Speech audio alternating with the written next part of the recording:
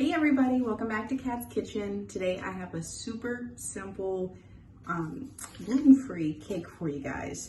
This is almond inspired. It's a vanilla cake with almond shavings on top, and it really only has a few ingredients, so I'll make sure to link it for you down below.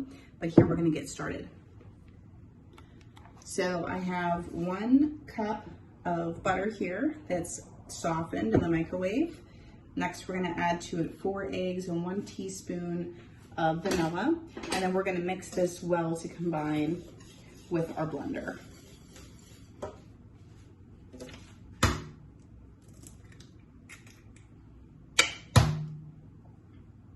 And all you're going to need for this is a 9-inch round cake pan that's sprayed. If you want to, you can also line it with parchment paper as well, or I know some people like to spray and do a little bit of flour. So that's completely up to you. And then we'll add in our vanilla, and then we'll give this a nice mix. I'm adding a little bit more than a teaspoon because I really do like the lemon, or the vanilla flavor rather.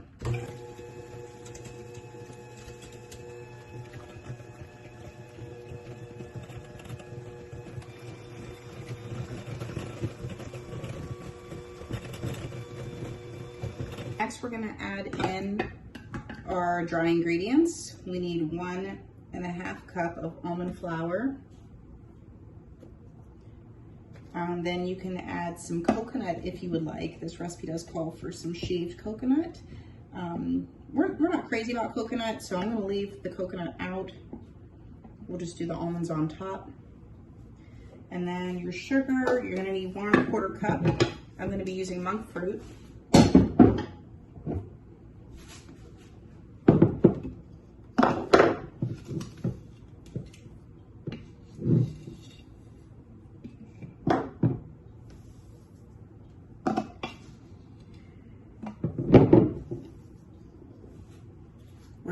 And then we need a 1/4 teaspoon, of salt. We're gonna mix this well to combine. I've already got my baking pan all ready to go.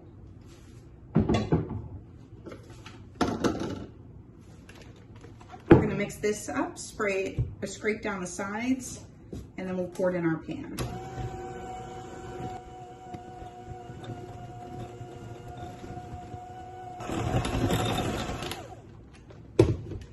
All right guys, so this really came together so fast, so easy. I want to kind of taste it a little bit because the only thing raw in here are the eggs. Wow, that tastes good. It tastes like a vanilla pound cake.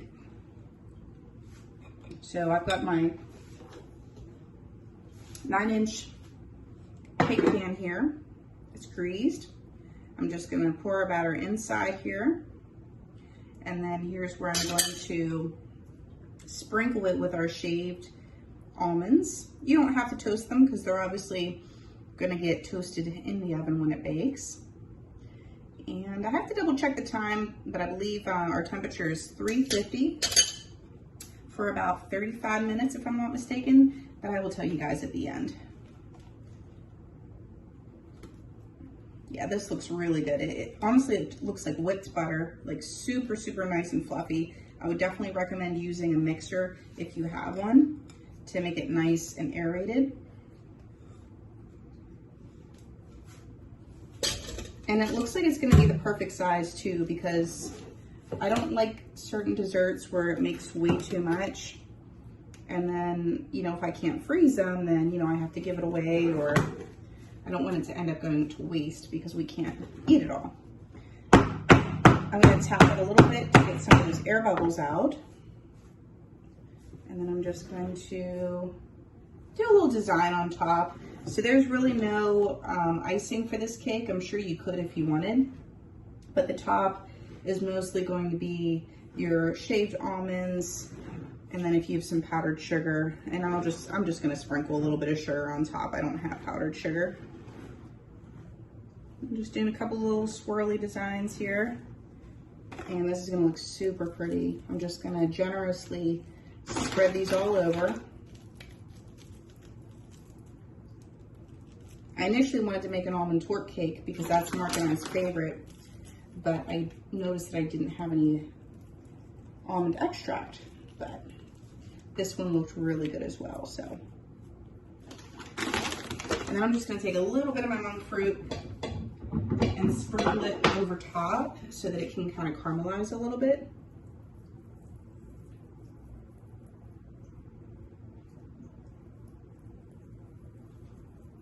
The last thing I'm going to do before we bake it is I'm just going to go around the edge of this pan and kind of clean up the rim, because when this does rise, I don't want it to look all wonky sticking to the side of the pan. And if you ever do a souffle or anything like that, you want to do the same thing with it. Just helps keep it nice. When it rises, it kind of comes to the middle, and it looks really, really pretty. So this is before we bake it. I'll show you guys after it's baked. Guys, so here is our vanilla almond cake. So it's definitely very, very buttery. Obviously it has a cup of butter in here. I would probably next time just do like a half, just one stick. So a half a cup of butter. I don't think it needs a whole cup of butter, but I tasted it and it's delicious. But you can see, I mean, the inside is super moist because of all the butter, that it literally, it called to bake for 55 minutes and I let it go for that because just wasn't looking done. But I'll tell you what, it is super tasty. And I would probably make this again. Like I said, I would just use one stick of butter instead of two. So I hope you guys enjoyed this. Please like, share, and subscribe, and I'll see you guys all in the next one. Bye-bye, friends.